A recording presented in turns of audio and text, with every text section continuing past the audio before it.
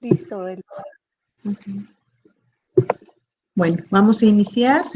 Buenas tardes a todos. Gracias a los que están aquí en plataforma, acompañándonos, y gracias a todos los que están en nuestra página del Facebook, la página del CIVIC. Bienvenidos todos a nuestra cuarta conferencia de los seminarios institucionales del CIVIC en el 2021. Hoy estamos muy contentos, siempre con todos nuestros conferencistas, pero hoy estamos especialmente contentos porque tenemos la oportunidad de compartir con ustedes un tema que pues no está dentro del área de conocimiento de las temáticas que compartimos siempre, pero es muy, muy, muy importante, nos atañe a todos y es un tema en el que todos podemos participar y contribuir. Entonces, hoy tenemos una conferencia titulada Identificar y prevenir las prácticas de acoso y hostigamiento sexual en espacios académicos, en nuestros espacios. Y está a cargo de la doctora Berenice Pérez Amezcua, una investigadora y una servidora de la universidad que queremos mucho y que ha estado muy cerca del CIVIC. Me voy a permitir leer su semblanza. La doctora Berenice Pérez Amezcua es psicóloga egresada de la Universidad Autónoma del Estado de Morelos, maestra en Ciencias de la Salud Sexual y Reproductiva por el Instituto Nacional de Salud Pública y doctora en Ciencias Sociales por la UAM. Ella ha trabajado en el Instituto Nacional de Salud Pública, participando en diversos proyectos sobre violencia en adolescentes, mujeres, entre otras, y en el Centro Nacional de Equidad de Género y Salud Sexual y Reproductiva, en el área de grupos vulnerables, capacitando sobre temas de violencia, salud sexual y reproductiva a personal de salud. Actualmente, la doctora Pérez Amezcua es profesora investigadora del CIPSI, donde trabaja la línea de investigación, procesos psicosociales y comunitarios en contextos violentos. Ha realizado artículos y capítulos de libros en temas de violencia y salud mental, y es integrante del Comité de Investigación en Ética del CIPSI y coordina la Unidad de Atención a Víctimas de Violencia de nuestra universidad. También es representante institucional de la UAM en la Red de Igualdad entre Género ANUYE Centro Sur, en la cual es la presidenta de la Comisión de Igualdad de Trato y Oportunidades, y en la Red Nacional de Instituciones de Educación Superior RENIES Igualdad. Nada más eso. ¿Sí? Es una mujer muy, muy participativa y le importa mucho estos temas, y sobre todo, pues, no es la primera vez que nosotros le pedimos que difunda la importancia, los conceptos que tienen que ver con esta temática. También hoy está con nosotros acompañando a la doctora Berenice, el psicólogo Fernando Mendoza Vergara, que estará participando en esta conferencia, en la dinámica que ellos traen. Sin mucho más que agregar, quiero darle la bienvenida a la doctora Pérez Amezcua, a Bere, que la queremos mucho.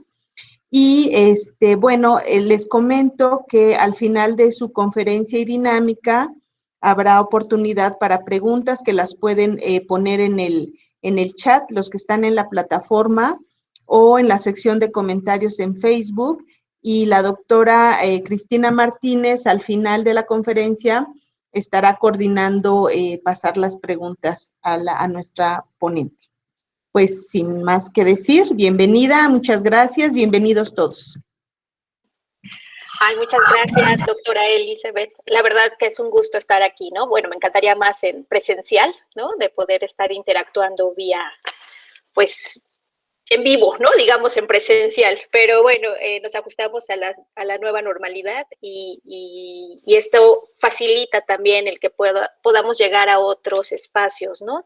Entonces, también hacernos como partícipes de esta nueva tecnología, ¿no? Bueno, no es nueva, ¿no? De la tecnología, de estas nuevas prácticas para poder transmitir las ideas, ¿no? En esta modalidad virtual. Entonces, bueno, voy a transmitir una presentación que tengo. que deje toda la pantalla para que se pueda... Híjole.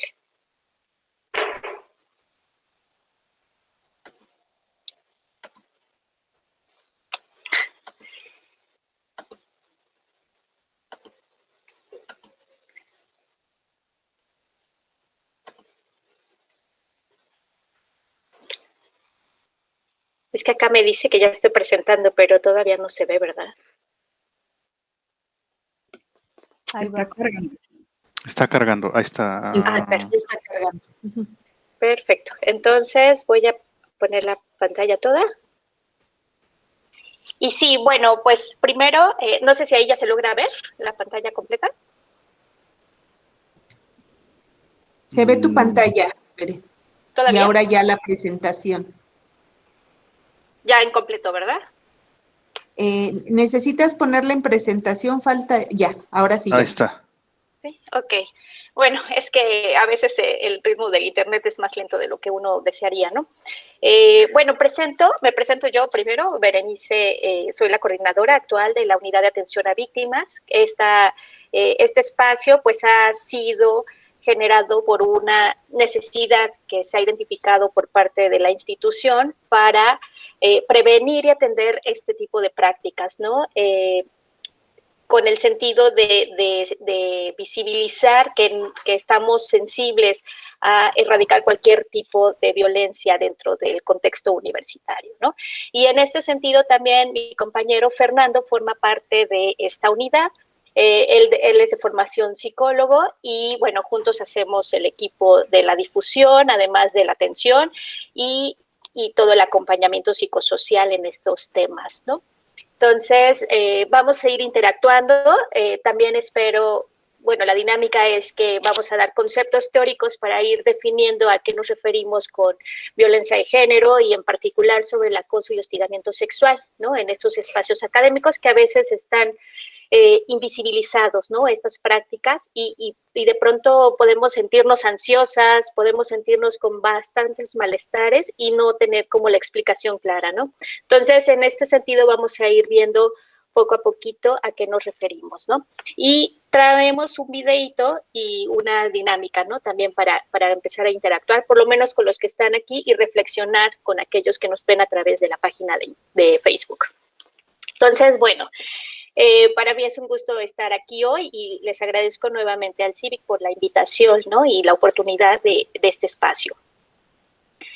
Entonces, primero hay que contextualizar, ¿no? O sea, existe una problemática, ¿no? Que se ha visibilizado en las últimas décadas, o sea, no es algo nuevo, no es algo o un estudio que ahorita, digamos, está de moda, ¿no? Sino es algo que se ha venido visibilizando desde distintas directrices, ¿no? O desde la academia, o desde la antropología, o desde el activismo, ¿no? En distintos escenarios donde se ha puesto en la mesa estas relaciones de poder que están basadas en el género, ¿no? Como una construcción de la cual tenemos que identificar, ¿no? Para poder disminuir aquello que genera desigualdad o que está ejerciéndose violencia o coerción para obtener algo a cambio, ¿no? Entonces, todos estos roles, ¿no? de género forman parte de la cultura, ¿no? Todos estos atributos a que nos designen como lo femenino y como lo masculino, eso quiere ser parte de la cultura, ¿no? Esta transmisión, estos determinantes del comportamiento, todo está basado en un cuerpo, ¿no? Es decir, que todos estos roles que formamos y que nos ayudan para convivir, ¿no? Para relacionarnos con las otras personas, están basados en estas construcciones sociales, ¿no? Entonces, y eso es determinado por el sexo. Incluso uno puede decir desde que está en el embarazo, en la gestación, si ya sabemos el sexo del bebé, ya podemos inferir ciertas construcciones sociales, ¿no? Lo que se espera y en el imaginario lo que desearíamos que realice esta personita que van a ser, ¿no? Entonces, en ese sentido, se van adecuando, ¿no? Estas formaciones de acuerdo al contexto, ¿no? Y bueno, se ha visto que la problemática no está en sí ahí, ¿no? O sea, las relaciones o las asignaciones de los roles de género nos ayudan a relacionarnos, ¿no? A tener un funcionamiento cultural y podernos ubicar de acuerdo a estas estrategias, ¿no? Pero, ¿qué sucede cuando hay una desigualdad que está relacionado por el hecho de ser mujeres, ¿no? Entonces, en ese momento es una señal de alerta para identificar que pueden ser actos de violencia, ¿no? De lo cual ha empezado a generar más ruido porque desde que empezó a tener actividad fuera de la esfera privada la mujer, entonces empezó a entrar a los territorios normalmente dominados por varones, ¿no? En ese sentido podemos ver que encontramos a una mujer que rompe reglas y decide correr un maratón que estaba exclusivamente destinado para hombres, ¿no? También en la lucha se logra y se conquista la posibilidad de que las mujeres podamos votar, ¿no? Entonces, han habido muchas luchas de las cuales las mujeres han abierto camino y no ha sido fácil, ¿no? El trayecto. Sin embargo, si yo estoy hoy aquí es porque otras mujeres han abierto la posibilidad de que yo pueda estar, de haber estudiado una carrera y de poder ejercerla, ¿no? Entonces, todo eso es cuando empieza a romper y entrar a la estructura pública y destantea, ¿no? Y puede haber un atentado contra esa desigualdad, ¿no? Y entonces ahí nos posiciona, o siempre históricamente se ha posicionado a la mujer, ¿no? Por subordinación, ¿no? Es decir, esta cultura, esta sociedad siempre nos ha puesto en la esfera privada, en el cuidado del hogar, que no es poco ni es menos importante. Sin embargo, no teníamos actividades en la esfera pública, ¿no? Ni esta posibilidad de toma de decisiones en lo político, ni mucho menos en otros espacios, ni académicos, ¿no? Por ejemplo. Entonces, en esta desigualdad o en esta subordinación, pues las prácticas que nos han lastimado, ¿no? Ahora las hacemos evidentes, ¿no? Y son gracias a las reflexiones y las luchas que las mujeres mismas han estado teniendo. Y que no es que ahora estemos más locas, sino que ahora estamos más conscientes de esta desigualdad, ¿no? Y de la cual luchamos para que ya no sea así. Entonces, actualmente, desde los 90 para acá, ¿no? Existen varios tratados que incluso México ha ratificado actualmente, ¿no? Que son tratados internacionales y que a la vez nacionalmente se ha implementado leyes y estrategias para transversalizar el género, ¿no? Es decir, para luchar contra la desigualdad entre géneros y justo tener las mismas oportunidades para todos sin discriminar por ser mujer, ¿no? Entonces, eso ha sido difícil, también es un espacio que ha sido conquistado por las luchas, ¿no? Por no quedarnos calladas, ¿no? Sino por manifestarnos, ¿no? Sin embargo, todavía falta mucho por seguir haciendo, no hemos concluido, ¿no? No hay una paridad total, ¿no? Y tampoco hablamos de que por la cuota se cumplen estos estereotipos o estas estrategias, ¿no? Sino que más bien tienen que impulsarse de raíz y cambiar estos estigmas, ¿no? Propiciando espacios de igualdad entre los géneros, ¿no? Entonces, cuando justo esto se ve trastocado, el problema se afecta en la salud, tanto física como psicológica, incluso hay lesiones, ¿no? Hay daños y hasta el asesinato se puede llegar a practicar, ¿no? ¿Por qué? Porque a lo mejor estaba en espacios donde no es lo esperado que se ubique todavía una mujer, ¿no? Entonces, así es como vemos e identificamos estas problemáticas. En este sentido, la violencia y la relación con la salud mental van muy de la mano, ¿no? Por estos daños que puede haber. Cuando eres víctima de este proceso, te puedes encontrar o enfrentar con un estrés postraumático, ¿no? ¿Eso qué quiere decir, no? Es toda esta ansiedad, estos ataques de pánico, no poder hablar en público, ¿no? Todo esto que nos sentimos inseguras hasta de nuestro propio cuerpo, no me puedo utilizar un traje de baño, no puedo usar falda porque siempre estoy expuesta, ¿no? Todas estas prácticas forman parte de ese estrés postraumático, ¿no? Forman parte de esta ansiedad generada por estas malas prácticas, ¿no? A lo largo de la historia que se nos han ido inculcando y se nos han ido poniendo como una manera o una materia de normalidad, ¿no? Que así la tenemos que aceptar por el simple hecho de ser mujeres, ¿no? Entonces, esto también puede ocasionar depresión, ¿no? Que esos son malestares bastante graves, ¿no? Dentro de la salud psicológica y que se vuelven parte de la salud física, ¿no? Esta depresión, digamos que esta sintomatología o esta depresión puede tener bastante deterioro en la personalidad o la identidad de la mujer que lo está viviendo, ¿no?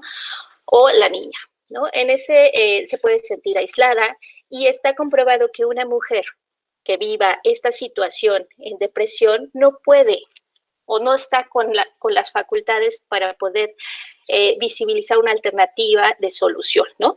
Entonces, bueno, en psicología se explica como que de pronto estás dentro de un pozo, ¿no? Donde lo único que ves es oscuridad y no puedes salir de ahí, ¿no? Entonces, todo lo determinas y te pones en un estado de indefensión diciendo, es que así me toca hacer, ¿no? O este fatalismo de, bueno, no puede ser diferente, ¿no? Entonces, en ese sentido, la depresión, y también es consecuencia justo de esta, bueno, una de las posibilidades radica en que esta desigualdad se ha incorporado y no hay forma de identificar a qué se debe, ¿no? Claro que también hay muchísimas asociaciones con la depresión y con esto psiquiátricamente se tenía que abordar, ¿no? Pero un evento de violencia que haya sufrido una persona puede determinar la depresión o desencadenar la depresión en quien la padece, ¿no? Estas angustias que de pronto puedes despertar en la noche, ¿no? O estos sueños que siempre estás, ¿no? Más bien no sueños, sino más bien estos pensamientos, ¿no? De angustia, que de pronto se te aprieta el estómago y dices, ay, tengo que enfrentar esto, pero está tan hostil el ambiente, no se me escucha, no tengo posibilidades de hacerlo de manera diferente. Bueno, todo eso también nos va repercutiendo en nuestra salud, ¿no? Estas fobias, ¿no? Estos pánicos, cuántas veces no nos toca exponer, ¿no? Durante una clase y de pronto dices, no, tengo pánico de hablar, ¿no? Y te quedas congelada y no puedes hablar más, ¿no? Justo viene o puede devenir de estas prácticas de violencia, ¿no? Que estás viviendo. Entonces, bueno, y esto se traduce también a una mala alimentación, ¿no? Puede incluso haber no disfrute sexual, ¿no? O sea, todas estas repercusiones, te sientas obligada a satisfacer al otro. Entonces, son muchas cosas que pueden ir representándote en el daño psicológico que puedes presentar, ¿no? La autoestima, por supuesto, se te baja, ¿no? Está rota, ¿no? Esta identidad y esta posibilidad de afrontar estos problemas, pues los están como minimizados y tú no los percibes al tener baja autoestima, ¿no? Entonces piensas que también te tocó así y no hay forma de verlo diferente, ¿no? Entonces, algo que tenemos que trabajar mucho con las mujeres es levantarnos el autoestima, porque siempre nos han comparado con cuerpos esculturales, ¿no? Y nunca llegamos a las expectativas, culturales de belleza, ¿no? Entonces, eso que nos produce puede producirnos abusar sustancias, ¿no? Cuando eres víctima, esto puede pasar en hombres y mujeres, ¿no? De la misma manera, abusamos en el consumo de estos productos adictivos que, pues, de nada nos sirven como desahogo, pero no es una buena práctica, ¿no? Consumir sustancias por justo no identificar estos malestares, ¿no? Entonces, bueno, de hecho, habrá médicos que de pronto digan, sí, tómate una copita de vino para relajarte, ¿no? O sea, cosas así, pero ya abusar de estos productos es cuando uno tiene que tener una alerta, decir, bueno, ¿a qué se debe? ¿No? ¿Qué está pasando? Puede ser por todo esto acumulado, ¿no? Bueno, en este sentido ya vimos todas estas problemáticas, lo que podría llevar esta desigualdad, ¿no? O sea, que pueden ser prácticas tan pequeñas y en la vida cotidiana que nos van simbrando, ¿no? Nos van formando nuestras identidades. Y como les decía, pueden ser desde el momento que uno nace, ¿no? O desde antes de lo que se espera de ese producto que van a hacer, de ese bebé que van a hacer, ¿no? Entonces, todas esas cargas culturales ya las tenemos que ir representando. ¿Por qué las cargas culturales se enfocan más a que la mujer o la niña tiene que ser bonita, ¿no? Y el niño es más libre, ¿no? Al niño se le permite conquistar terrenos, ¿no? Y a la niña se le protege, ¿no? Que no explore. ¿Por qué desde ahí se va delimitando esta libertad? ¿Por qué se determinan colores? ¿No? ¿Por qué el rosa para niñas? ¿Por qué el azul para niños? ¿No? ¿Por qué no simplemente son colores? ¿No? Los juguetes, ¿no? ¿Por qué los niños no pueden jugar con juguetes que son para niñas? ¿No? Entonces, en este sentido, ni los juguetes ni los colores deberían de tener género, ¿no? Sin embargo, todo eso va formándonos nuestra identidad y es cómo nos vamos relacionando en el futuro, ¿no? O bueno, cuando vamos creciendo, en todo momento. Por eso, los estudios nos han confirmado que de pronto hay una desigualdad completa, ¿no? Entre niños y se empiezan a acumular la libertad en lo que se diga en los niños y empiezan a silenciar el pensamiento de las niñas, ¿no? Tenemos que no sentirnos mal cuando se hacen chistes burlándose de las mujeres, ¿no? Que los profesores de pronto ven gracioso, los compañeros ven gracioso, o imágenes, ¿no? Donde nos ponen, nos comparan como un objeto sexual, ¿no? Entonces, todo eso nos tenemos que aguantar. ¿Por qué? Porque son diálogos entre hombres, ¿no? Y, bueno, tenemos que soportarlo. Muchas veces nos responsabilizan de los actos, de la misma violencia que somos víctimas, nos culpan, ¿no? Entonces, en ese sentido, ¿qué es la violencia de género? Bueno, pues se refiere a todo aquello, todas aquellas prácticas, aquellos actos que me produzcan un daño físico, psicológico o sexual, ¿sí? Así como esas experiencias o esas expresiones o estos lenguajes, ¿no? Que determinan o que denigran o que estigmatizan el rol, ¿no? Desde una como desprecio, ¿no? Mi rol de género, ¿no? El que estoy cumpliendo con la expectativa en la cultura, ¿no? En lo social. Entonces, si hay una discriminación por medio de los chistes, por medio del lenguaje, todo eso también forma parte de esta violencia de género, ¿no? Ahora podemos estar viendo estas manifestaciones justo en lo virtual, ¿no? A lo mejor, mujeres jóvenes, hombres, parejas jóvenes están utilizando los chats para compartir fotografías porque pues es una práctica que apenas nos estamos acostumbrando a esta nueva normalidad, ¿no? Entonces yo le mando a mi pareja, ¿no? Que confío en él porque además el sistema me ha dicho que debo de confiar en los hombres porque son los que nos cuidan. Entonces yo le mando fotografías, pero ¿qué pasa? ¿Qué pasa si ese hombre es de aquellos que presumen sus trofeos, ¿no? Como, mira, lo que conseguí, ¿no? Y entonces yo lo comparto, ¿no? Yo como hombre puedo hacerlo. Entonces, y ahí ¿quién es la responsable? Nuevamente recae en la mujer porque ella compartió las fotos. No, ojo, el que las comparte es él. Ella está dentro de un contexto donde se siente segura y el sistema le ha insistido en que ella tiene que confiar en los hombres.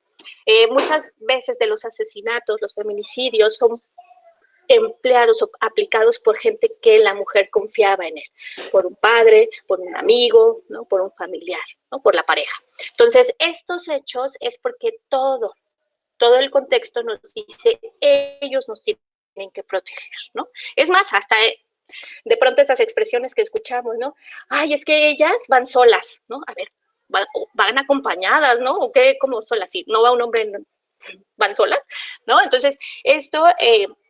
Y bueno, son prácticas culturales que nos han enseñado. El papá nos cuida, ¿no? Mi pareja me cuida, ¿no? Entonces eso son las expectativas de los roles asignados por la cultura y la sociedad. Bueno, algunas de las manifestaciones que podemos encontrar son estas violencias sexuales, violencias físicas, violencias psicológicas, el acoso y hostigamiento, que ahorita vamos a definir bien a qué se debe, ¿no? Y cómo identificar ciertas prácticas sobre esto, ¿no? El abuso y la violación sexual y estas discriminaciones que les comentaba, ¿no? Por motivo de mi sexo, mi identidad de género, ¿no? Porque también hay una doble discriminación para las mujeres lesbianas, ¿no? Una triple si son mujeres indígenas lesbianas, ¿no? Y así le vamos sumando estas diferencias de identidades y de roles de género derivados de la sexualidad. Bueno, aquí tendríamos el video, pero me parece que era más fácil que Iris lo compartiera y entonces ahorita entraríamos como en un momento de reflexión y yo creo que lo han visto, pero bueno, ya lo vamos a ver con este sentido, ¿no? Voy a dejar de presentar y Iris, no sé si lo puedas proyectar el video. Digo, es en francés, pero tiene subtítulos en español. Entonces, nos viene bien, ¿no? Según yo ya dejé de presentar.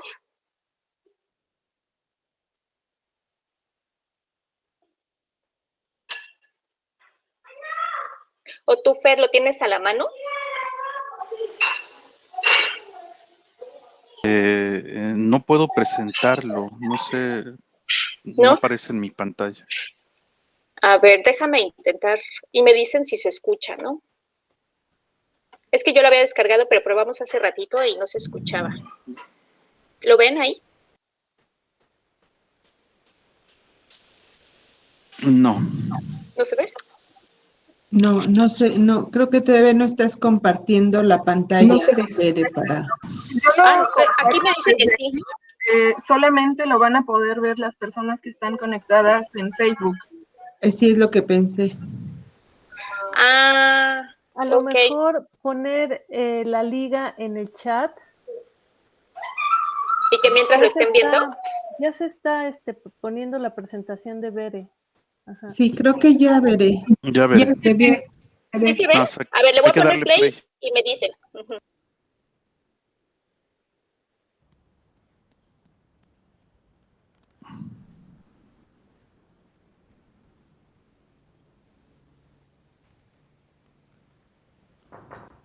Oui, entrez. Ah, Madame Sylvestre, nous vous attendions. Bonjour. Qu'est-ce qui se passe? Sophie, qu'est-ce que t'as fait? Sí se escucha. Mon fils. Sí se escucha, pero no se ve la traducción. Vous comprendrez que notre établissement ne peut accepter de violence. Híjole. Nous pourrions porter plainte. Nous le ferons certainement. Sophie, tu peux m'expliquer?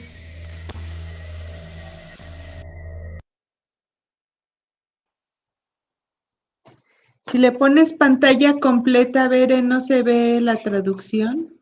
Es que a lo mejor, como nada más lo busqué en francés. Ya.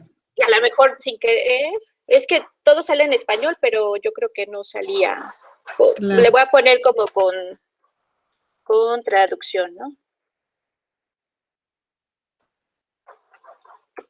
Comentan que si pones la liga en el chat, Bere, también podría tenerlo la gente en la plataforma.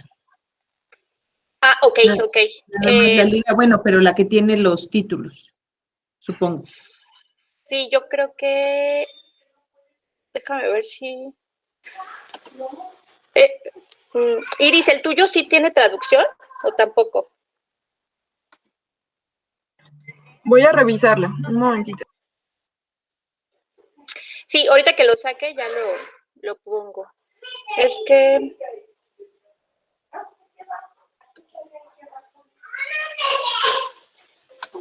Yo encontré una versión en el YouTube con subtítulos. ¿Quieren que la intente presentar? Sí, entonces dejo de presentar, ¿no? Mejor.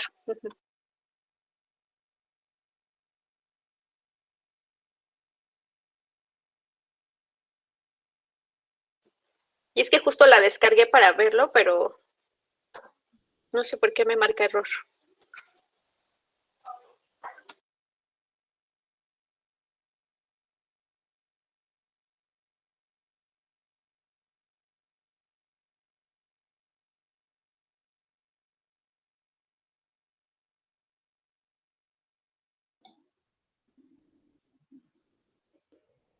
Ya se ve, Cris, los subtítulos, pero no se escucha. Pero bueno.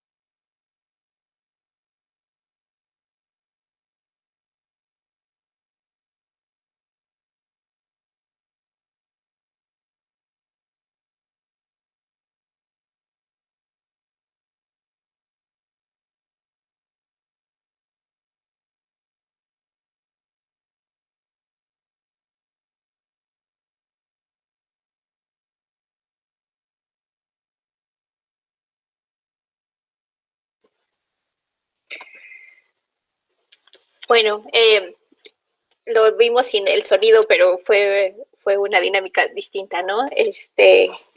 Si quieres, luego, Cristina, doctora, si quieres, luego se las compartes y ya para que lo vean con todo el sonido, ¿no? Y sí, efectivamente, sí, muchas gracias. Y efectivamente, ¿no? Este video como que da para reflexionar desde muchos sentidos, ¿no?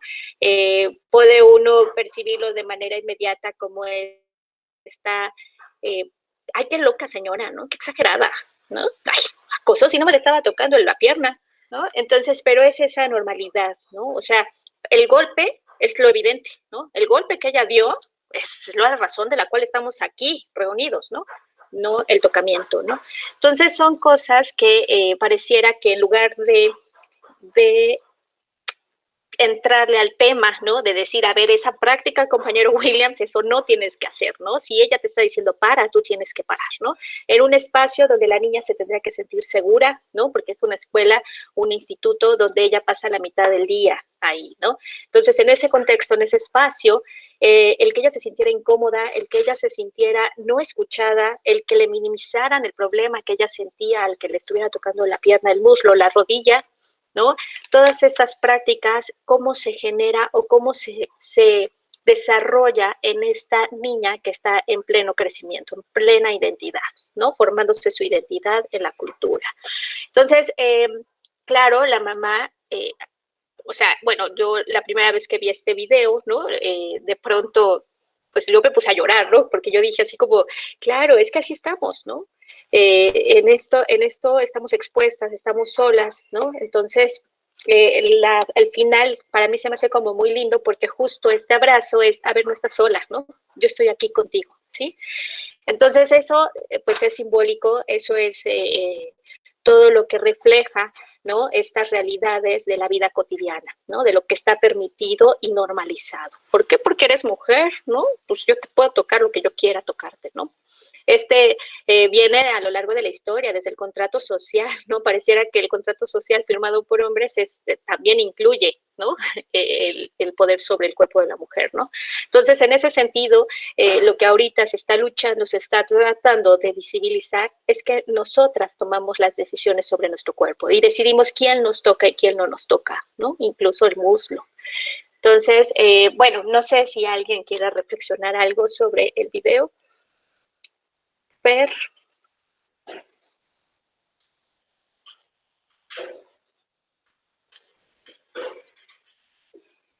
Ya. Hay algunas preguntas que están ahí en relación al video en el Facebook y que dicen, por ejemplo, ¿cómo saber cuando alguien está sufriendo acoso o es algo dentro de lo aceptable? En realidad no hay nada aceptable si no es consensuado. El acoso es muy, como lo decía la doctora y como lo veíamos en el video, es como muy silencioso de pronto. Como en estas prácticas normales, prácticas que se nos barren incluso desde casa, por ejemplo, cuando dicen las mamás o decían las mamás hace tiempo, era algo que a mí me daba mucho coraje, que yo daba clases, doy clases en una preparatoria y las mamás decían, ¿no? Cuiden a sus gallinas porque mi gallo anda suelto. Entonces, como si el hombre entonces tuviera todo el poder para hacer y deshacer, pero lo decía una mujer. Pero la mujer, digo, no la quiero condenar, pero la mujer vivía también en una estructura que seguramente fue maltratada, fue acosada y fue normalizando todo lo que el varón, el hombre hacía. ¿Cómo saber que alguien está sufriendo acoso?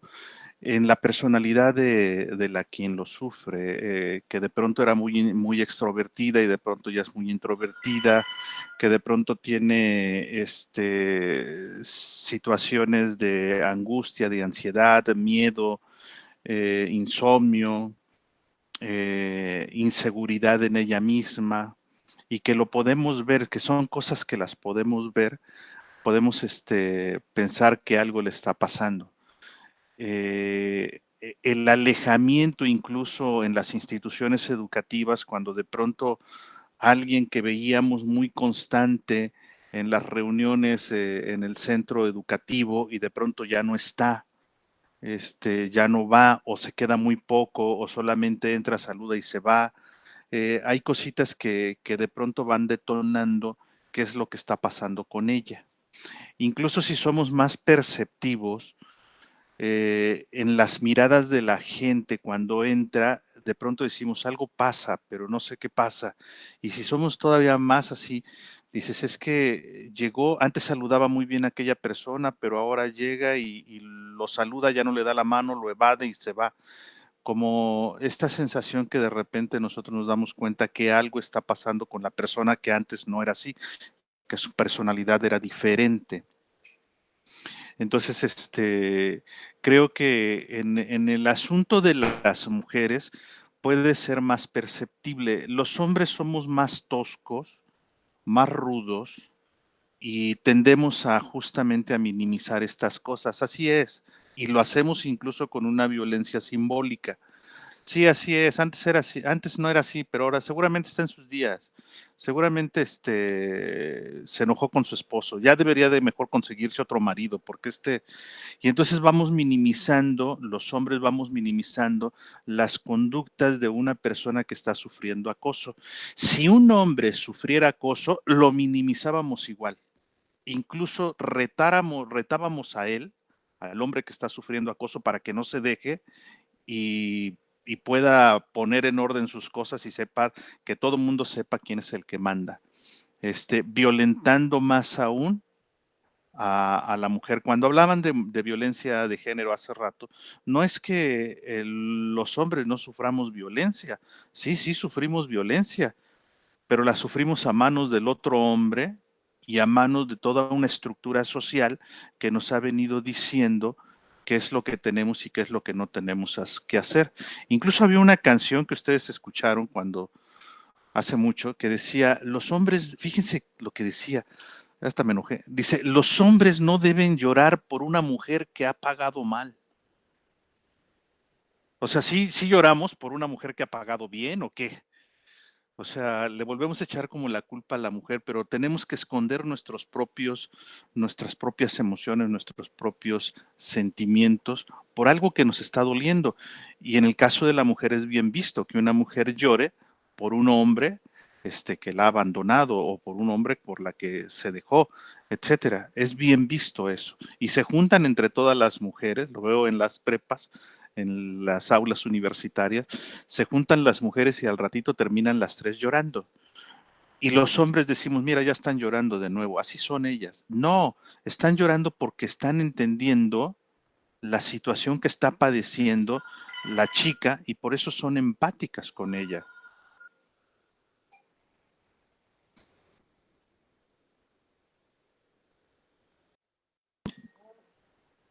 Nada más, veré, por el momento. Sí, muy bien, gracias, Fer. Es que otra vez estoy tratando de proyectar, pero no me lo permite.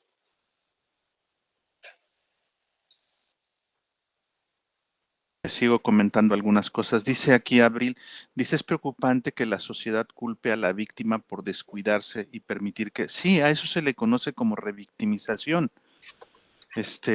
La sociedad sigue culpando lo que le sucede a una mujer. Lo vemos, por ejemplo, cuando una mujer es violentada en casa y decimos, ¿y por qué no se sale? ¿Por qué? Qué tonta, se debería de salir. Y la revictimizamos en lugar de decir, ¿y por qué no hacemos algo para que el hombre se salga? ¿O por qué no juzgamos al hombre? Sino juzgamos prioritariamente a la que está siendo víctima. Y por eso las denuncias no funcionan en las fiscalías, porque cuando llegan las chicas a denunciar a las fiscalías por acoso, por maltrato, pues mira nomás cómo ibas vestida, por qué ibas a esas horas en la noche, por qué tomaste, entonces las empiezan a revictimizar y lo que menos quieren ahora es volver a sufrir ahora en manos de la justicia lo que sufrieron en manos de otro hombre. Y los hombres también sufren ese mismo estigma cuando un hombre llega, que son los menos, por ejemplo, es un caso en 1000, pero que llega un hombre a decir es que vengo golpeado porque mi mujer me maltrata, pues qué poco hombre eres, o qué no te sabes defender, o yo que tú le ponía a mi vieja unos trancazos, para que sepa. Entonces ya no denuncian tampoco los hombres porque se sienten también maltratados por la autoridad. Por eso justamente este tipo de denuncias ya no se hacen, ¿no? La doctora dice, creo que muchas personas no denuncian este tipo de acosos porque no hay una repercusión que te ponga a salvo. En algunos casos solamente quedan expuestas si no hubo una solución. Sí, esa es la otra parte. De pronto quedamos expuestos los que denunciamos y como no hay medidas definitorias, digamos, ahora antes la ley decía que eres culpable hasta que no se demuestre lo contrario, y hoy la ley dice que es la presunción de inocencia. Ahora eres inocente hasta que no se demuestre lo contrario, pero entre esa inocencia y esa culpabilidad, la persona que denuncia queda expuesta, y por ese temor tampoco las personas denunciamos. Adelante, Bella. Perdón. Bueno, sí, con esto que comenta Fer, justo, es la parte donde tenemos que definir, ¿no? Un poquito sobre la Ley General del Acceso a las Mujeres, ¿no? Esto que les comentaba, que México ha ratificado esos tratos internacionales,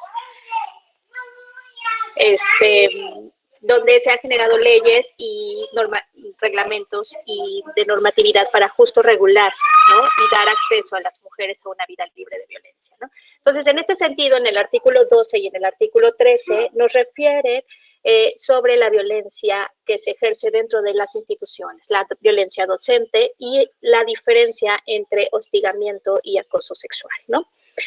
Es decir, esto ya está penalizado y Morelos tiene aplica esta misma ley para la pena en Morelos, ¿no?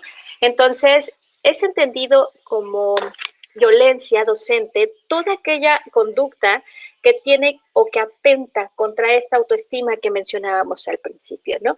Que se atente esta seguridad, por ejemplo, en el video, como lo estamos viendo, ¿no?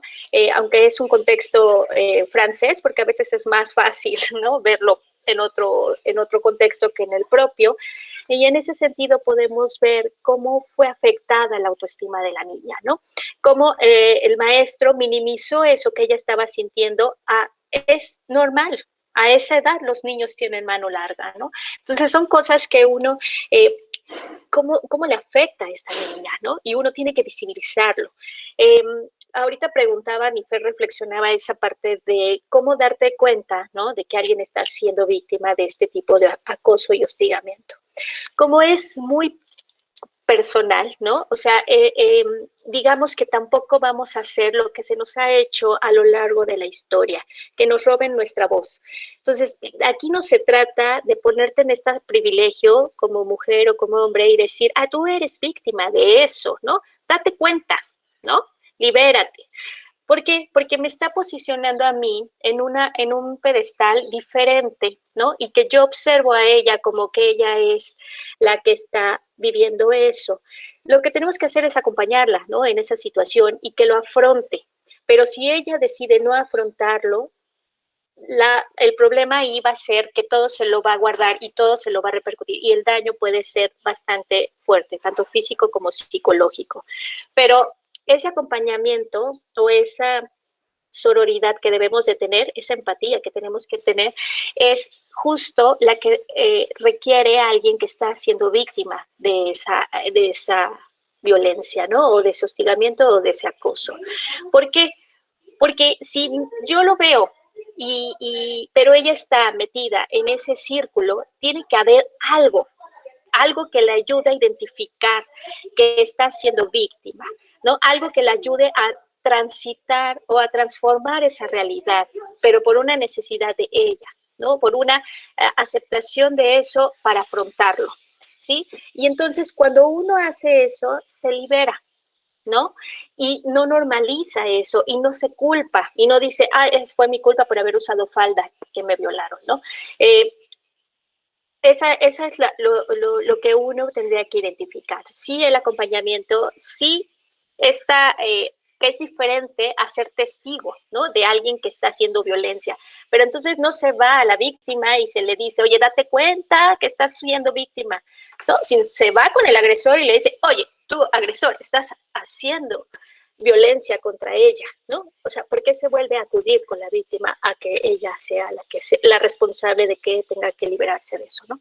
Entonces, esos testigos son muy importantes porque sí ayudan a que se visibilice esa práctica, pero no desde la víctima, sino desde el agresor. Entonces, eso es muy importante que tendríamos que considerar. Daño a la autoestima de las mujeres son actos por discriminación, por estos chistes, ¿no? Que nos comparen con delfines porque no nos entienden, ¿no? Que la inteligencia de la mujer es menor que la del hombre. Todas estas cuestiones, ¿no? Que están avaladas nos van lastimando y nos van rompiendo en nuestra autoestima, ¿no? En ese sentido, sería como englobar, ¿no? Lo que es la violencia docente. El que dentro del salón siempre hablemos, de por sí nuestro lenguaje castellano, mexicano, español, ¿no? Es muy masculino, ¿no? Entonces poco estamos reconocidas dentro o nos tenemos que identificar cuando dicen los estudiantes, ya tenemos que entrar ahí, ¿no? Los docentes tenemos que encajar ahí como mujeres, ¿no? Entonces, o sea, pareciera que nosotras estamos con un doble esfuerzo, ¿no? O sea, pescando cuando sí nos incluyen y cuando no es para nosotras, ¿no? Entonces son cosas que de pronto eso satura, ¿no? También. Entonces, todo eso va constituyendo una discriminación y en las aulas a veces, ¿no? Justo porque la cultura avala y privilegia la voz de los varones, se minimiza, ¿no? A la mujer y puede haber ¿no? Por ejemplo, en la Facultad de Psicología habemos más mujeres, ¿no?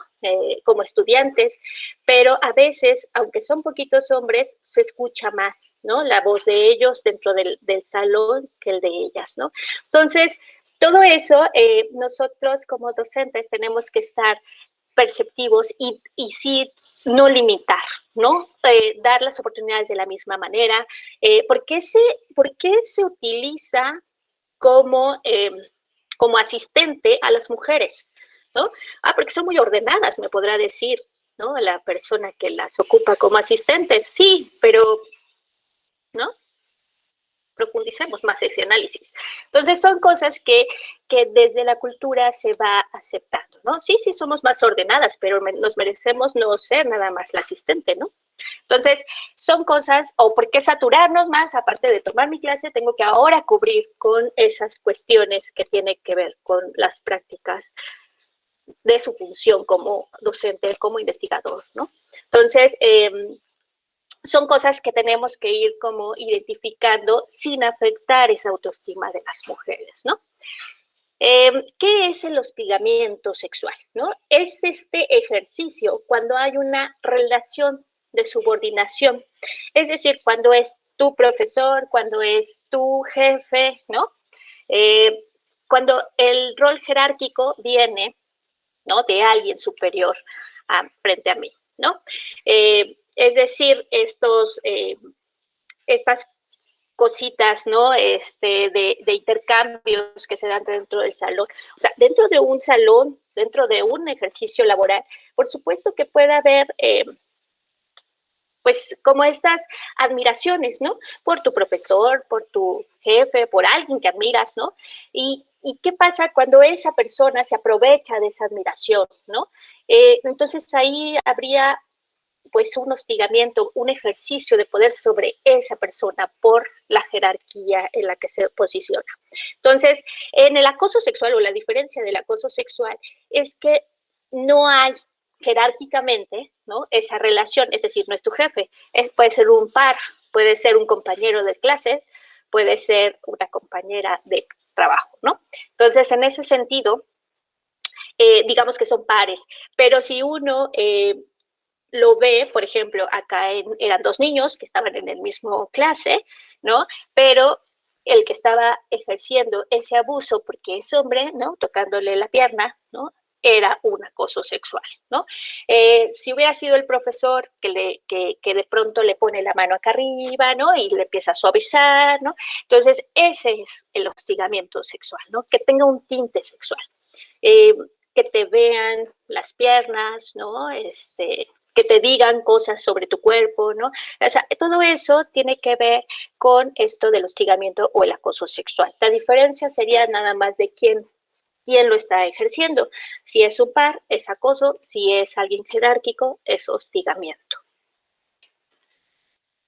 Entonces, todas estas conductas, como la discriminación, como estos tocamientos, ¿no? Como estos piropos ofensivos, ¿no? Incluso esas imágenes que nos comparan sexualmente, ¿no? Eso que de pronto en chats académicos mande a alguien un video de una mujer desnuda, por ejemplo, ¿no? O sea, esas cosas forman parte de estas conductas que pueden resultar desagradables, ¿no? También estos exhibicionistas, ¿no? Yo no le he pedido que me mande fotos de su cuerpo y me las manda. ¿Por qué hace eso, no? Entonces, de pronto puede ser desagradable, ¿no? Insinuaciones o propuestas a cambio de algo, estas pueden también estar minimizadas, ¿no? Pueden estar como disimuladas en el ámbito cultural. Bueno, pues me regaló algo, me está apoyando en el trabajo en equipo. La verdad es que él hizo todo porque yo no le entendía, entonces pues sí tengo que salir con él, ¿no? O pues sí tengo que hacer algo. ¿Por qué? Porque él hizo esto por mí, ¿no? Entonces son estas insinuaciones o estas propuestas con tintes sexuales a cambio de algo, ¿no? Puedo yo no esforzarme en absoluto y porque ya estoy muy harta y entonces entrego el peor trabajo, pero pues el maestro, como si hay una intención de su parte, ¿no? Entonces me pone 10, ¿no? Así de fácil. Entonces, eso es una práctica que resulta desagradable, ¿no? Incluso hasta genera en el imaginario, ¿no? Estas ideas de, ay, no, pues mira, hasta te pone 10, ¿no? Pues algo has de hacer, ¿no? Pues solamente es por ser mujer, ¿no? Entonces, y porque le gusté. Entonces, son cosas que eso va afectándonos, ¿no? Y que son conductas que resultan bastante desagradables. Y bueno, la violación, que sería como el acto atroz, ¿no? Lo más evidente, ¿no? De la conducta dentro de esto, acoso y hostigamiento, ¿no? Entonces, todo va en una tolerancia, en una aceptación por la cultura, ¿no? No lo va permitiendo aceptar como mujeres, ¿no? Entonces, todas estas interacciones vienen culpando, responsabilizando a la víctima, ¿no? Claro, pues es que, pues, ay, bien que le gustó, ¿no? ¿No? O bien que ella también le daba entrada, ¿no? Porque también le sonreía, ¿no? Entonces, o sea, esas cosas son que van más encausadas a responsabilizar a la víctima, ¿no? Pero que están dentro de nuestra propia tolerancia y aceptación. Entonces, todo eso, pues, nos va produciendo sentimientos negativos, molestia, nos sentimos humilladas, ¿no? Impotentes de no saber con quién ir, qué hacer, ¿no? De pronto les digo, estamos dentro de esta pozo que les comentaba al principio y lo único que ves es todo negro, ¿no? No hay otra opción. Porque además creemos que no, que aquel persona es intocable y entonces no podemos hacer nada, ¿no? Y luego todas las miradas peor me estigmatizan a mí, ¿no? Si yo decido hablar. Entonces, bueno, y dentro de esto, algunas de las justificaciones que podemos ver, ¿no? Que están dentro de estos estereotipos, pues sí, ¿para qué tomó? ¿No? ¿Para qué iba con ellos? Pues era la única mujer. ¿Para qué tomó? ¿Para qué se arriesga? ¿No? Entonces, siempre es como la culpa hacia la víctima, ¿no? Entonces, por ejemplo, ¿no? Sí, aquí ustedes me podrían decir, bueno, pero si son los dos mayores de edad y se gustaron, ¿no? Y es su profesor y es el estudiante, sí, ¿no? O sea, bueno, ahí entraría como la parte ética, ¿no? Sabemos que hay una relación de subordinación. Pues primero deja de ser tu maestro, ¿no? Cuando deje de ser tu maestro, entonces podrán tener una relación afectiva, ¿no? Porque ya no puede ser tu profesor, ¿no? Entonces está padre. Sí, yo sí creo que se puedan enamorar, por supuesto que sí, ¿no? Porque así siempre va a haber una relación de enamoramiento, pero entonces renuncia a ser su profesor, ¿no? Así de sencillo. Y bueno, cuando no, y se está utilizando este mecanismo de poder para poder salir con ella, ¿no? Y posicionarte en ese privilegio, entonces sí está abusando de su posicionamiento, ¿no?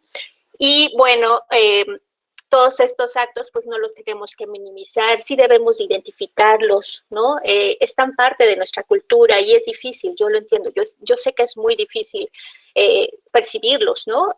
Pero no pensemos que somos exageradas, ¿no? Porque acuérdense que eso lo vamos guardando y nos va a lastimar en algún momento en nuestra salud psicológica y física, ¿no? Entonces, jamás hay que culpar a la víctima, ¿no? Siempre hay que ser solidarias con ellas y decirles, yo estoy aquí, ¿no? Para lo que tú quieras. Y sí, detener al agresor, ¿no? O sea, esa es la parte que tenemos que trabajar. Y bueno, ¿cómo podría ser un entorno favorable, ¿no? Es toda esta parte, bueno, es un fenómeno complejo, ¿no? Que sí se tiene que ver desde distintas aristas, ustedes desde su formación, ¿no? También. Es que todo esto nadie somos ajenos de estas formaciones, tanto en ciencias duras y ciencias básicas, ¿no? En todas partes podemos estar identificando que es un fenómeno complejo, ¿no? Porque implica comportamientos normalizados y entonces, y estigmatización a aquellas que deciden alzar la voz, ¿no?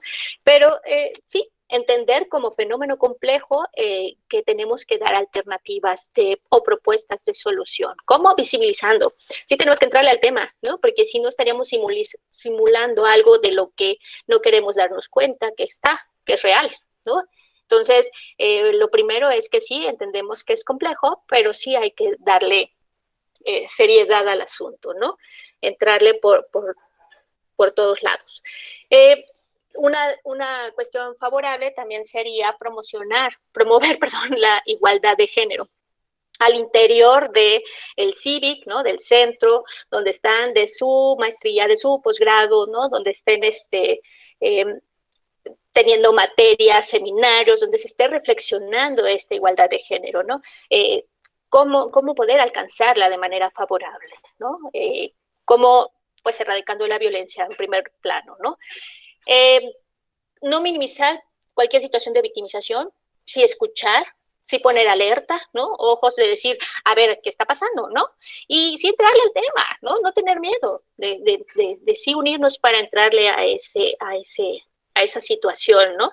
Se tiene que atender, se tiene que detectar y bueno, vuelvo a decir, no responsabilizando a la víctima, ¿no? Sino yendo hacia quien está cometiendo estos actos, ¿no?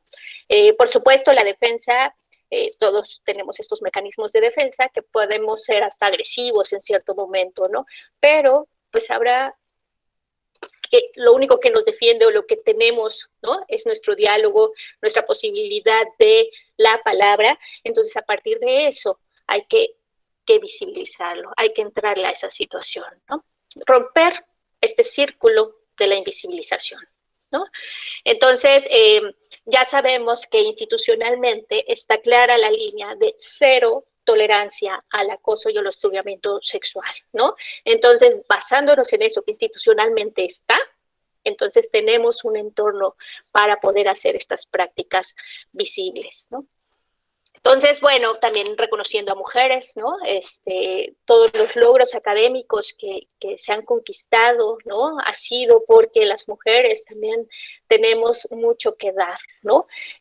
Tenemos mucho que ofrecer en las ciencias, ¿no? En el ámbito laboral, ¿no?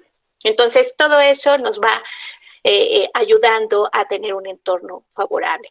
Y sí, capacitar, informar, sensibilizar sobre estos espacios, ¿no? Ver cómo, si ya soy víctima, ¿qué tengo que hacer, ¿no? Si yo ya estoy viviendo un proceso de victimización, más bien, ¿no?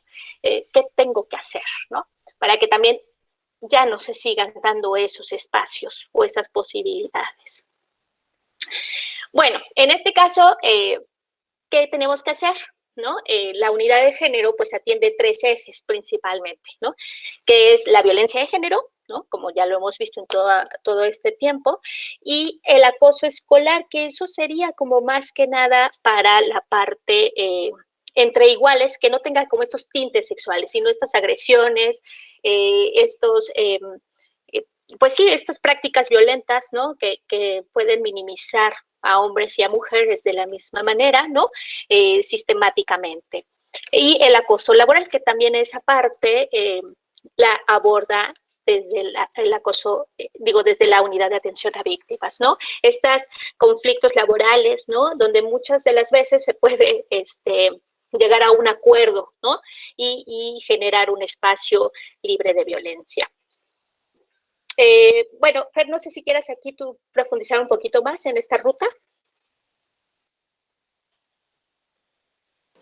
Sí, veré. Bueno, ya hablaba la doctora sobre esta violencia de género. Alguien preguntaba si la definición de acoso y hostigamiento sexual. El acoso y el hostigamiento sexual es justamente dentro de cuando hay una situación de jerarquía. En este caso, por ejemplo, en el acoso laboral, cuando es un acoso laboral que con tintes sexuales, regularmente la persona, y bueno, en todos los acosos, hay una persona que tiene el poder y que minimiza, nulifica a la persona que está como subordinada.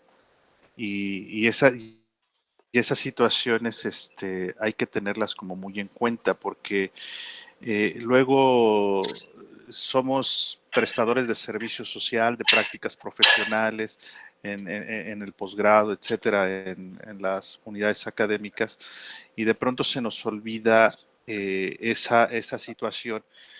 Y voy a decir algo, perdónenme, en la facultad de biología lo que yo conocí hace muchos años es que los maestros eran muy rudos y así trataban a los hombres y a las mujeres con mucha rudeza, pero trataban a las mujeres como si fueran hombres, o sea, con la misma rudeza. Y entonces pareciera ser que había una práctica así, que así se seguía. Y cuando de pronto nos empezamos a dar cuenta que no era que eso era violento, entonces la gente que cometía los actos violentos empezaban a respingar. Empiezan a respingar porque se van, cuando uno empieza a hablar, el otro empieza a perder el poder. Entonces siempre habían estado acostumbrados a tener el poder y cuando de pronto hay mujeres, compañeras, colegas que empiezan a levantar la voz, pues entonces empiezan ellos a perder el poder. Justamente los acosadores lo que creen tener es el poder. Por eso cuando uno termina con una relación amorosa, de pronto dices, es que me siento como vacío o vacía. Sí, lo que pasa es que le diste todo el poder a él o a ella. Y entonces tú te quedaste como sin nada. Entonces ese asunto de perder el poder que ellos tienen o que dicen tener cuando uno empieza a hablar, se les empieza a caer el poder y empiezan a reaccionar de manera más violenta. En relación cómo hacer para poner la ruta, digamos, para hacer una queja, para presentar una queja, bueno, el primer contacto son las autoridades de cada una de las unidades académicas. En este caso, la directora del centro donde estamos ahora. Te puedes contactar con él. Esa persona te escuchará, te tratará de hacer una contención. Por supuesto que a veces las personas que nos encontramos en la dirección y que no tenemos, digamos, un entrenamiento para poder contener a una persona que está pasando por una situación complicada y que viene y nos dice por toda la confianza, me está pasando esto y esto. A veces no la podemos contener, pero tratemos de escuchar y canalizarla de manera inmediata a la unidad de atención a víctimas y nosotros ya sea que podamos subir en este caso o que ella pueda bajar y ser atendida a la unidad. La unidad actualmente se encuentra en Torre Universitaria, en el 4º piso, pero en este momento estamos atendiendo a través del correo electrónico atencionavíctimas@uam.mx y con la directora de la institución pues nos podrán contactar. ¿Qué hace la unidad? Recibe la queja, solicita las medidas cautelares o precautorias y proporciona una atención psicológica, en su caso una atención médica o jurídica. Estamos nosotros ahorita, bueno, hemos hecho una red de colaboración tanto con el Instituto de la Mujer como con algunas otras colectivas, con algunas otras instituciones de la organización civil que nos permiten acompañar en esta parte médica o en esta parte jurídica a las mujeres que han sufrido alguna violencia. Cuando recibimos la queja, si es una situación complicada que la unidad no puede resolver, entonces lo que hace es convocar a una comisión ad hoc. La comisión ad hoc es una comisión de expertos que hay dentro de la universidad y que se les invita para que ellos puedan analicen el caso y ellos puedan emitir un plan de acción y una vez que se da el informe, se le pasa a las autoridades y son las autoridades universitarias las que emitan, digamos, ya la cuestión resolutiva sobre lo que se está trabajando. En lo que pasa eso, la unidad de atención a víctimas lo que hace es un seguimiento a las acciones acciones y sanciones que la autoridad ha determinado. Es un proceso largo porque no debería de ser un proceso largo, deberían de ser procesos muy inmediatos, pero se hace tan largo porque lo que nosotros le estamos dando es voz a todos los involucrados. Y eso, en este momento de pandemia, nos ha dificultado tener el acercamiento con todos, porque no es el caso, pero voy a poner un ejemplo. De pronto nos escudamos de que no nos llegue el oficio cuando estábamos en presencial a mi oficina, sí me llegó al correo electrónico y hago caso omiso. Y parece ser que dentro de la ley también hay huequitos ahí que dice, pues no vi el correo. Sí, a lo mejor sí me lo mandaste, pero llegó a spam y no me llegó, no lo vi, y nos hacemos como ahí guajes, digamos, y nos vamos defendiendo. Por eso a veces los procesos se hacen tan largos. Y en este sentido, lo que la unidad está tratando de hacer es justamente de tener este acercamiento con expertos para que vayan saliendo los casos lo más rápido posible. No alcancé a leer lo que decía en el último comentario, que decía que a veces las autoridades no hacen caso. Sí, tenemos que reconocer que en nuestra universidad, dice, las autoridades no dan seguimiento en un caso donde ya dice, pero si las autoridades universitarias no dan seguimiento a un caso en donde ya se dictaminó la resolución, entran en falta las autoridades. Y es un asunto que se está tratando de resolver ya se hizo un primer intento en la modificación de los estatutos universitarios. Ya parece, por lo menos, que los estatutos universitarios ya traen una perspectiva de género, que antes, durante todo, desde la creación de la universidad hasta hace 3 meses, no existía esa cuestión jurídica. Ahora se está tratando de resolver eso y las autoridades universitarias, llámese quien se llame, director, funcionario, etcétera, tendrán, que es una chamba que tenemos que hacer entre la unidad y toda la unidad de atención a víctimas y todo su conjunto, de ir trabajando sobre políticas públicas que incidan a que todas las autoridades, desde el rango que sean, tengan que asumir la responsabilidad que les corresponde. Y esa es una situación que ha trastocado y hay resistencias en tratar de darle su justa dimensión a lo que se está trabajando. Las propias autoridades a veces minimizan las cosas porque es como cuando el año pasado se recordarán que hubo una serie de pintas por todos lados en nuestra universidad y en muchas universidades, y que de pronto había unidades académicas que les proporcionaron papel craft o papel cartulina a los estudiantes para que no pintaran las bardas o los murales o los pizarrones que estaban exprofesos, para que no pintaran eso, pero no era para eso, era para que se guardaran después las denuncias, se guardaran y las tiraran y entonces ya se minimizaran las cosas. Entonces hay resistencias que tenemos que ir trabajando. No es fácil ser una autoridad en ningún lado y que de pronto amanezca tu unidad toda rayada y que puedas ver ahí al maestro fulano de tal que es tu compadre, a la maestra fulano de tal que es tu amiga, denunciados cuando a veces lo habíamos normalizado.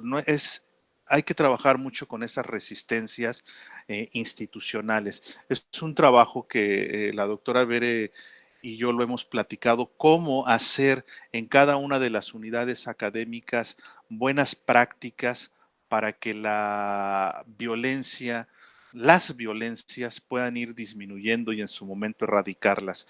Nosotros consideramos que pueden emitirse desde las propias unidades académicas los códigos de ética que sean velados y que sean construidos por todos los integrantes del centro, y que con ese código de ética probablemente podamos ir disminuyendo las violencias y en su momento erradicarlas. Es difícil, como hace rato en la semblanza decían de la doctora Bere, la doctora Bere está inscrita en la NUYES, en esta comisión de 49 universidades, y somos 9 universidades que tenemos un protocolo, que no es es un logro tener un protocolo, pero no está completo el protocolo. Estamos trabajando con algunas organizaciones y con algunos colegas para ir modificando, ir perfeccionando estos protocolos que están dentro de las universidades, porque hay mucha resistencia, hay cosas que a veces pues no conviene que se sepan, y bueno, afortunadamente en la relación que hemos tenido con el rector, él nos ha comentado y lo ha comentado públicamente que hay una tolerancia cero a estas cuestiones de acoso sexual entre maestros y alumnas y entre maestros y maestras, entre pares, ¿no? Es difícil, pero bueno, estamos tratando como unidad de que esto poco a poco vaya funcionando de la mejor manera. Es todo, Bere. Muy bien. Bueno, en esta ruta que Fer comentaba, también es importante precisar que las quejas podrán ser presentadas por la persona agraviada, la autoridad que tiene conocimiento de estos hechos, ¿no?, que estén pasando, y cualquier persona integrante de la comunidad universitaria, ¿no?, que tenga conocimiento o que sea testigo de un acto relacionado con la violencia que trata justo estos instrumentos que decíamos, ¿no? Es importante señalar que nuevamente, o sea, una cosa es el testigo que va a ir a manifestar la violencia que se está practicando, no acusando a la víctima, no diciendo ella es víctima de, sino él es el agresor, ¿no? Entonces, eso es lo que tenemos que considerar y cambiar como esa idea, ¿no? Y bueno, la información general es que nos encontramos a través del link del correo que ya Fer compartió, que es atencionavíctimas@uam.mx. Estamos muy al pendiente del correo, ya que como por la pandemia poco estamos viendo o estamos por guardias estando en presencial, ¿no? Entonces, estamos atendiendo vía remota, ¿no? A través del correo. Uh-huh. Y bueno, pues no sé si pasamos como a la etapa de las preguntas, Eli. Sí, muchas gracias. Cristina. Yo voy a hacerme cargo, Bere. Bien, ok. Muchas de las preguntas que hicieron en el chat y también en el Facebook, Fernando nos hizo el favor de leerlas y otras han sido contestadas en esta última parte. Muchas de las preguntas estaban relacionadas con la vía para hacer las denuncias. Una pregunta aquí en el chat es, ¿de qué manera puedes denunciar o exponer a un agresor en una institución sin ser afectada como víctima? Es decir, respecto a las represalias que pueden existir en contra de quien denuncia. Entonces, esta la leo porque me parece que sí se contestó, pero hay un especial interés en que sepamos cómo nos vamos a proteger cuando decidimos denunciar. Sí, esa es algo que tenemos que luchar contra la cultura patriarcal, ¿no? Esos son unos códigos de los cuales hay que visibilizar, ¿no? Porque se estigmatiza a la mujer, ¿no? O sea, pareciera que todo el aparato es silenciar a esa mujer que ha decidido alzar la voz, ¿no? Entonces, justo nosotros en la unidad de atención a víctimas lo que hacemos es con cuidado o con mucha protección mantenemos la confidencialidad de los datos, ¿no? No vamos a estar publicando nada, no vamos a estar visibilizando ni diciendo los nombres de las personas que deciden poner la denuncia, ¿no? ¿Por qué? Porque justo sabemos lo que implica, ¿no? Implica todo ese proceso, porque además de que por fin decidiste o de pronto dijiste ya no puedo más, ¿no? Y logras ver como esa lucecita de esperanza, ¿no? Un poquito así como lo veo del pozo, ¿no? Que les comentaba, una luz que ilumina esa posibilidad de que ya sea diferente, ¿no? Entonces, claro que la vamos a aprovechar y cuidar, ¿no? En ese sentido. Por supuesto que habrá en algún momento que se tenga que, o la persona cuando se cita al presunto agresor, ¿no? Va a intuir de quién se trata, ¿no? Pero nosotros jamás le reafirmamos quién es, ¿no? Justo por eso, porque protegemos a la persona que está en un proceso de victimización, ¿no? Entonces, en ese sentido, tengan la garantía de que nosotros vamos a cuidar con mucho con mucha precaución toda la información que nos proporcionen, ¿no? Bueno, no sé si contesté bien a la pregunta. Gracias. Sí, y también yo creo que muchas veces esos agresores son agresores con un montón de gente, entonces no tan fácilmente van a saber quién los denunció, yo pienso. Hay otra pregunta aquí, dice, ¿qué procede con el agresor? Porque pareciera que hay una gran movilización de la víctima y quienes se solidarizan, mientras que el agresor permanece como si nada pasara. Sí, bueno, en ese sentido, la comisión ad hoc, por ejemplo, ¿no? Sí se proponen las resoluciones o las conclusiones de todos los casos, ¿no? Se turnan a las instancias correspondientes. ¿Qué sucede ahí? Claro, es que es una lucha, ¿no? Que se tiene que estar visibilizando, pero si no ponemos o no iniciamos, ¿no? Contra eso, entonces, pues va a seguir en el mismo lugar estas personas, ¿no? La ventaja es que podemos, entre más se sumen para abonar a que se derroque estos estatus de privilegio, ¿no? Que generan espacios de hostilidad y ejercen el poder que han tenido a lo largo de la historia. Entre más hablemos, entre más nos empoderemos con nuestra palabra, ¿no? Más peso tendrá y podemos derrocar a estas personas, ¿no? Entonces, no, yo sé que el camino no es fácil, ha sido bastante duro, incluso mismas mujeres, ¿no? Nos pueden estar obstaculizando y minimizar estas prácticas en lugar de sumar, pero es por la misma cultura que estamos, ¿no? A veces, bueno, estamos sabiendo que a veces podemos defender aquello que nos está violentando, ¿no? ¿Por qué? Porque justamente estamos dentro de este círculo de la violencia, ¿no? Entonces, muchas veces, por eso yo les decía, no podemos hacer lo que nos han hecho, quitarnos la voz. Yo no puedo decirte, oye, tú estás siendo víctima de violencia y vamos a denunciar. No, tiene que ella abrirse esa oportunidad, ¿no? De decir, ya, basta, ya quiero que sea diferente, ¿no? Y entonces ahí sí estamos toda la red para poder apoyar, ¿no? Entonces, en ese sentido, no vamos a utilizar la voz de las otras para ponérnosla como propia, ¿no? Sí podemos denunciar al agresor, aunque yo no sea víctima de esa práctica violenta, como testigo sí puedo decir que él está practicando eso, ¿no? ¿Por qué? Porque les vuelvo a comentar, lo único que tenemos es la palabra, ¿no? Y si no la ejercemos o no nos aprovechamos de empoderar con la palabra, entonces pues ya no vamos a tener nada, ¿no?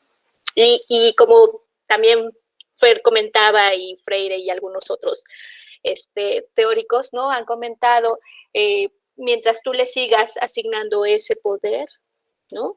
Lo va a seguir ejerciendo él. Gracias, Bere. Otra pregunta que hacen es si pasó hace mucho tiempo la agresión, es decir, ¿estos delitos tienen una fecha de caducidad o se puede denunciar cuando ya uno agarra fuerzas y dice, ahora lo digo? No, exactamente, como es un proceso diferente, ¿no? Nosotros comprendemos esa situación, ¿no? De que pueden haber pasado años y en ese momento ahora se dio esta oportunidad de poderlo denunciar. Puede ser que hace años no estaba en la unidad y ahora sí, ¿no? Puede ser que yo no sabía y hoy que escuché esta conferencia me di cuenta que sí soy, que estoy viviendo esto, ¿no? No sé, pueden pasar muchas cosas de las cuales uno puede percibir que está haciendo o que está dentro de este círculo de la violencia, ¿no? Entonces, nosotros al no ser una fiscalía o un ámbito jurídico, ¿no? Entonces, nosotros analizamos, investigamos de la misma manera que como si fuera ayer, ¿no? O sea, si fue hace 2, 3 años, es la misma manera. Lo que aquí sí cabría señalar es que si ya se analizó por una instancia de la misma universidad, y es lo mismo que se concluyó en ese momento, podríamos reabrir, ¿no? Como estos expedientes, pero tendríamos que que identificar qué es lo que sucedió o por qué se concluyó de cierta manera, ¿no? En ese momento. Pero si jamás se había denunciado y jamás se había dicho y es como un caso nuevo, digamos, entonces sí no prescribe, ¿no? O sea, se considera de la misma manera.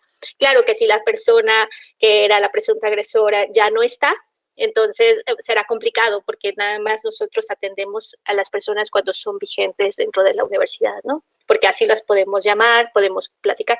Si así ha sido difícil, ¿no? Como bien Per lo comenta, con la pandemia nos ha dificultado bastante el poder acceder a estas personas, ¿no? Pero no, bueno, lo que quiero decir es que no hay tiempo limitado o que haya pasado años y que no dijiste nada, no importa, ¿no? Lo puedes decir. Gracias, Bere. Hay otra aquí en el chat, dice, ¿qué pasa si una autoridad universitaria se niega a hacer llegar la denuncia a consejo universitario y además amenaza para callar a la víctima? Bueno, pues eso afirma más, ¿no? Reafirma más la violencia de la cual está siendo vivida esta persona, ¿no? No todos los casos tienen que llegar al consejo universitario, o sea, se pueden, a lo mejor desde el consejo técnico del mismo centro se puede atender, ¿no? O desde la misma dirección, o dependiendo, ¿no?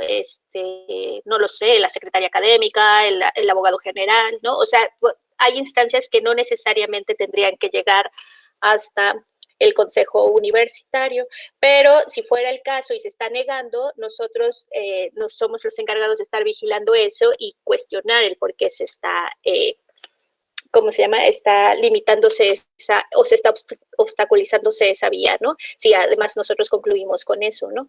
Y también ver si esa persona está amenazando, ¿no? Pues es parte de, ¿no? También manifestar y decir, oye, estoy siendo víctima de esas agresiones, ¿no? Sí, yo me acordé de una oración, o no sé cómo se llama, para los que son católicos, se las voy a recetar, o no sé cómo se diga. Dice el credo, dice, porque he pecado mucho de pensamiento, palabra, obra y omisión.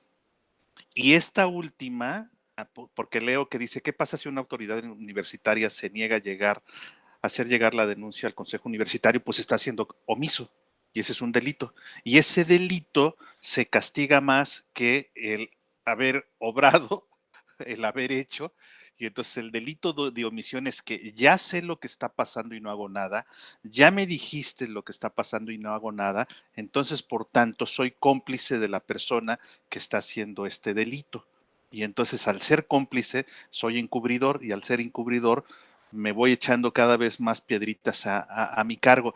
Y dentro de la ley del trabajo, sí hay no recuerdo ahorita el artículo, pero sí hay un artículo en donde señala específicamente que si una persona, un director, un jefe, etcétera, no hace caso de lo que le está sucediendo a sus trabajadores, puede caer en falta y se puede tipificar como violencia institucional, como violencia institucional.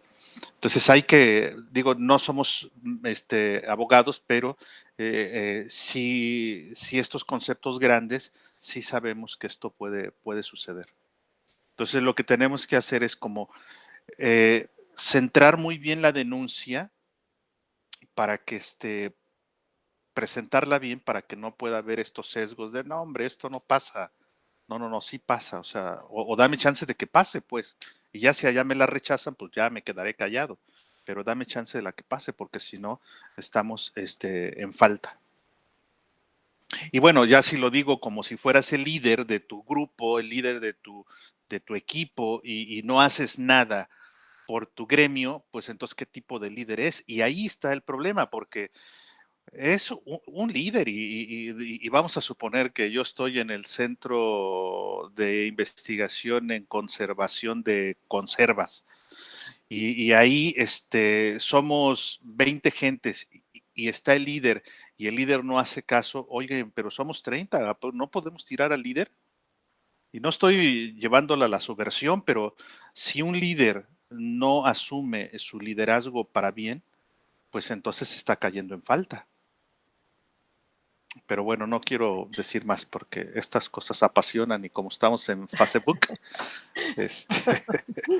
Muchas gracias, Fernando. Sí. Vera y Fernando, les agradezco mucho. He agotado las preguntas en el chat y en el Facebook, pero bueno, también puse en el chat el correo. El correo, sí lo vimos. atencionavíctimas@guam.mx, y también está el proyecto de protocolo para la prevención de la atención, que está en el sitio de la UAM para que podamos verlo. Y pues sin más, les agradezco mucho a todos. También en el chat les están agradeciendo mucho la plática y la orientación. Y pues nada más. Muy buenas tardes a todos. Buenas tardes a todos. Muchas gracias por la invitación. Muchas gracias por el espacio y por sus comentarios. Gracias.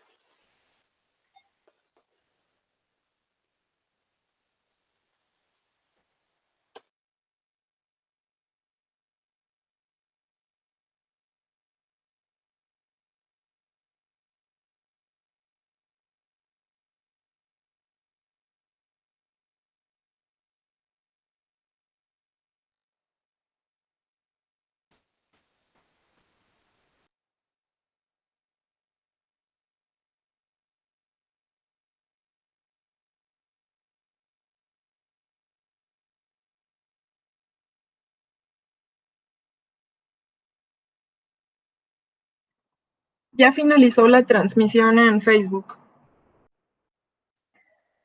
Muchas gracias, Iris. Pues